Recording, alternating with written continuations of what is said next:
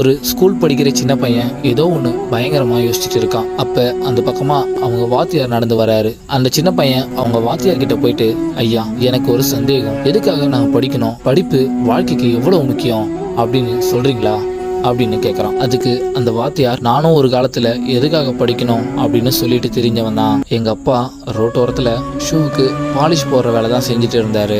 ஒரு நாள் எங்க ஸ்கூலோட பிரின்சிபல் எங்க அப்பாவை பார்த்து, என்னோட ஷூவுக்கு பாலிஷ் போட்டதை நினைச்சு நீ ரொம்ப பெருமைப்படணும் அப்படின்னு ஒரு மாதிரியா சொல்லிட்டாரு. அப்ப நான் அவர் பக்கத்துல தான் இருந்தேன், ஆனா என்னால ஒன்றும் பண்ண முடியல. அந்த கோவத்தை படிப்பு மேல காமிச்சு பெருகொண்டு படிக்க ஆரம்பிச்சேன். அந்த வருஷத்துல 10th நான் தான் டிஸ்ட்ரிக்ட் ஃபர்ஸ்ட் மார்க் எடுத்தேன். இந்த பிரின்சிபல் எங்க அப்பாவை பார்த்து என் ஷூவுக்கு பாலிஷ் போடுறதை நினைச்சு நீ ரொம்ப பெருமைப்படணும்னு சொன்னாரோ, அவரோட வாயிலிருந்து உங்க பையன் படிக்கிறதுனால தான் எங்க ஸ்கூலுக்கே பெருமை அப்படின்னு சொல்ல வச்சேன். அப்பதான் எனக்கு ஒரு விஷயம் புரிஞ்சுது, படிப்பு நம்ம வாழ்க்கையை மட்டும் இல்லை, நம்ம சுத்தி இருக்கிறவங்களோட வாழ்க்கையை மாற்றணும்.